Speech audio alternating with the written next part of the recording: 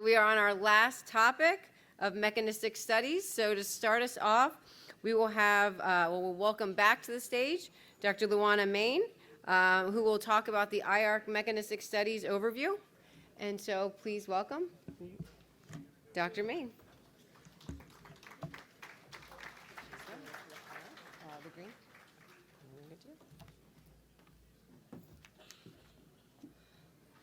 How are you all going?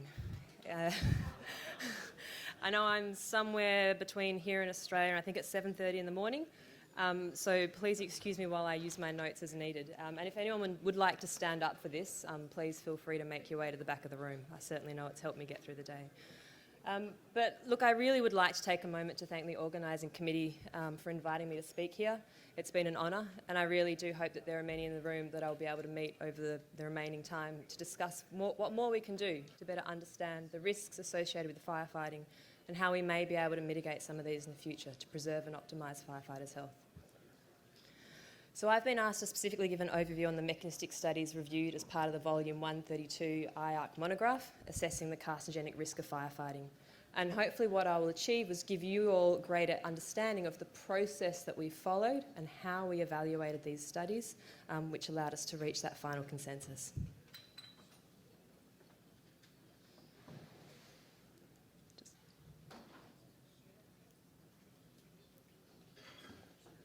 Hang on. There we go. So some of you may already be familiar with this process, but for every monograph where there is a possible carcinogenic agent being reviewed, the IARC Secretariat guide this process, and they conduct the review of all of the available scientific literature and relevant information. So this includes any publicly available scientific data, peer-reviewed papers, and government reports that are available in sufficient detail for critical review to occur. They then screen, select and organise the studies, and then the independent scientists come in to then evaluate the study quality. We report on the study characteristics, and then that synthesis of evidence occurs at the end. Now, this is not an individual activity. It's very much a group undertaking, and as such, I'd like to take a moment to acknowledge the amazing team that was the Subgroup 4 team. That worked on reviewing and evaluating the mechanistic evidence for this monograph. So from left to right, we have our IARC staff, Hannah Zaid, Eleni De Conti, Fatia El Giscasisi, Frederica Madia, and then our esteemed group leader, Dr. David DiMarini, who many of you know and is going to follow this presentation. He's a retired genetic toxicologist at the US Environmental Protection Agency with more accolades, publications and achievements than I can briefly summarise right now. But he was an incredible source of knowledge and led us in our deliberation of the mechanistic evidence available. We then have Dr. Jackie Goodridge, who's a Research Associate Professor of the Environmental Health Sciences at the School of Public Health, University of Michigan. Dr. Goodridge completed her undergraduate degree in cellular and molecular biology and her doctoral degree in toxicology at the University of Michigan. And she furthered her training with a postdoctoral fellowship, again at the same university, focused on epigenetics and environmental epidemiology. We then have Dr. Alexandra Long, who completed her PhD in biology with a specialisation in chemical and environmental toxicology from the University of Ottawa. Her PhD research focused on the genetic toxicity of complex mixtures of polycyclic aromatic hydrocarbons. She then went on to do a postdoctoral fellowship at the University of Toronto and is currently a scientific evaluator at the Health Canada. We then have Dr. Maria Helena Gura-Anderson, who completed her PhD at the University of Copenhagen, the Department of Public Health, Faculty of Health and Medical Sciences. She then took up a postdoctoral position at the Danish National Research Centre for Work Environment and now works there as a researcher at the same institute. Then there was two of us that were unable, unfortunately, to join everyone in Lyon. We joined remotely. We had Dr. Emily Watkins, completed her PhD at the University of Brighton, investigating the impact of frequent heat exposures on fire service and structures, and she's currently a research fellow and technical instructor at the University of Brighton, and then there was myself. So I am an associate professor in applied sports science at Deakin University, and I completed my PhD at University of Western Australia, investigating the role of inflammatory cytokines in the development of overtraining syndrome. And I've spent the last 10 years investigating the consequence of stressor exposure in physically demanding occupations, including firefighting. ultimately with the goal to achieve impact for the firefighter, first responder and warfighter through the application of monitoring, modelling and the development of mitigation strategies to preserve and optimise human health and performance. So, there are 10 key characteristics of human carcinogens. So each one of us, each of the independent scientists in the group were allocated one or more of these key characteristics and were responsible for reviewing the literature relevant to that key characteristic. I'm not going to read through them all, they're all there for you, but these are the chemical and biological properties of established human carcinogens, and the data on these characteristics can provide evidence of carcinogenicity.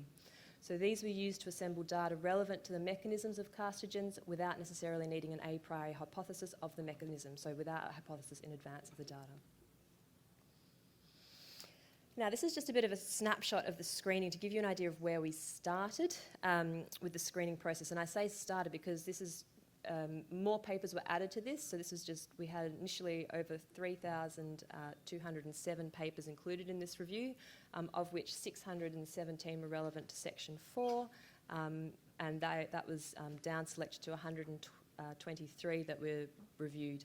And so in my instance, this was 58 papers that were then further categorised down. And this is just to give you an idea of that flow chart and the number of papers that were evaluated for this monograph. So these papers that were reviewed came from a number of different studies, including those that are in vitro, so in test tubes or petri dishes, very controlled laboratory experiments, or in vivo studies where the experiment's conducted inside the human or in laboratories with animal models. There were studies where data was collected from firefighters either in the field, pre or post shift, or at multiple time points across a fire season or even their career. And then there are also studies looking at exposure to fires at fire training grounds for both instructors and, in other cases, trainees. And then lastly, there was a number of studies that investigated one or more aspects of firefighting. For example, in mine, I was looking at some that were exposure to extreme heat, simulated multi-day wildfire suppression, so the physical tasks, the heat and or the sleep restriction, and smoke inhalation while exercising, just to give you some examples. So for our evaluation, the mechanistic studies and data were identified, screened and evaluated for the quality and importance to the evaluation by using a standard systematic review process. So all the researchers in the room will be familiar with that, but really critiquing the available evidence. The synthesis reflects the extent of the available evidence, summarising groups of studies, and that's key. It's not based on one single study, it's a synthesis of groups of studies with an emphasis on characterising consistencies or differences in the results within and across the different experimental designs. Greater emphasis in this particular monograph was given to informative mechanistic evidence from human-related studies than other experimental test systems like animal models.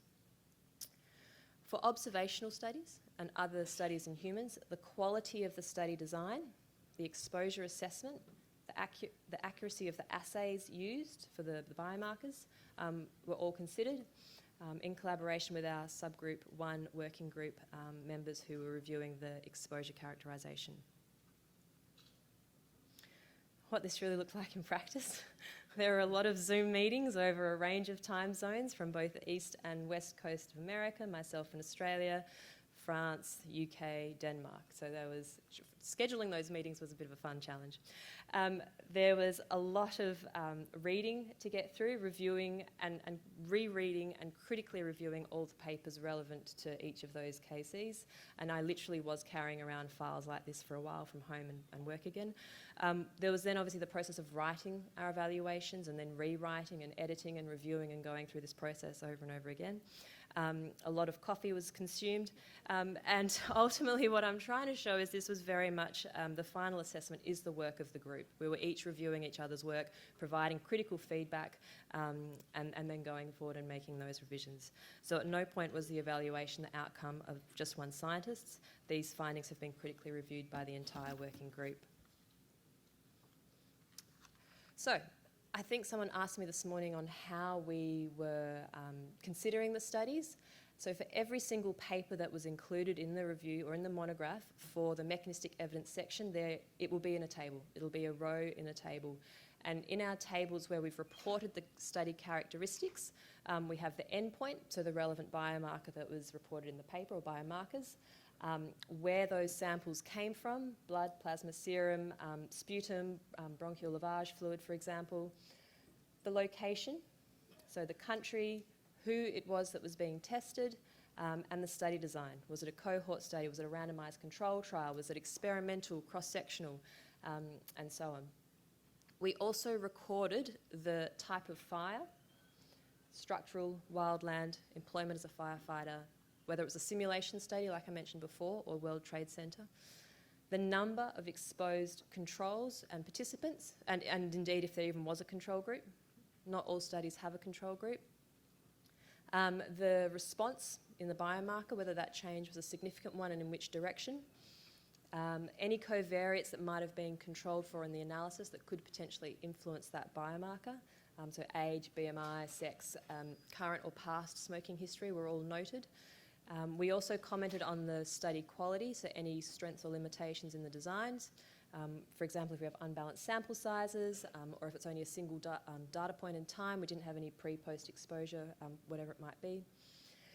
The comment on the exposure assessment came from our subgroup 1 members that did a thorough assessment of the exposures for each paper that we were including in our review of the mechanistic evidence, and that got put into the tables, and then obviously the reference, so we could go and, if anyone wants to go and find that paper, they can.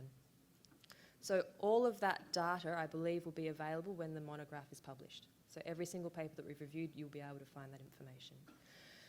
When we looked at the synthesis of evidence, and we went back and forth on this a number of times on what was the best way to look at these studies, again, remembering we're trying to compare groups of studies. In the end, we came up for the exposed human studies with grouping all the structural fire exposure studies as one group. We looked at wildland fires as a second group. In those instances where it wasn't clear whether it was a structural or a wildland fire exposure or other, they were classified as employment as a firefighter.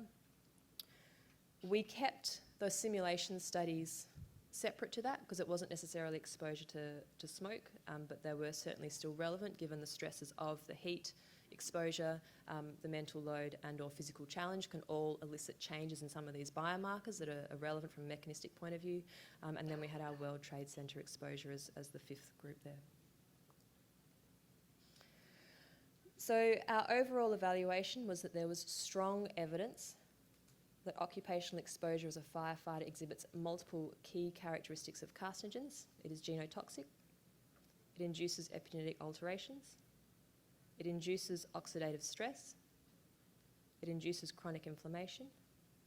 And it modulates receptor-mediated effects. Now, unfortunately, that's all I'm allowed to tell you. You'll have to read the monograph when it comes out, but if anyone does have any questions or would like to reach out, please do, and I will hand over to David, who is allowed to give you a few more insights into some of the mechanistic evidence.